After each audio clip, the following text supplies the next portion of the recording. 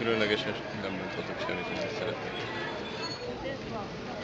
Minden szép. Ja. Szerintem nincs olyan dolog, amit ne tudok szeretni.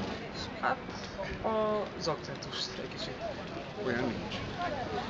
Egyelőre, ami szokatlan, az a közlekedési kultúra. Az, hogy nem adják meg az elsőbséget, nagyon oda kell figyelni, hogy az ember ne kerüljön bajba.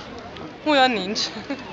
Nem hallottam olyan, ami nincsen. Talán amit mondani szoktak egy kicsit, hogy picskásabbak, meg ilyesmi, ez az egyetlen, ami. Tehát sokszor van, aki olyan, hogy tényleg, hogy na, kicsit többet iszik, az meg valakitől beleköt, az meg ilyesmi. Tehát nagyjából ennyi. A szennyeződés. Azt a lemaradást, hogy az ország más részével szemben.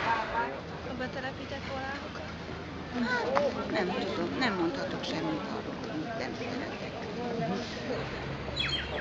Nem hiszem, hogy akadna olyan. Na nem igazán van olyasmi, amit nem szeretek. Annyira nem vagyok. Gyakran nem vagyok ott, hogy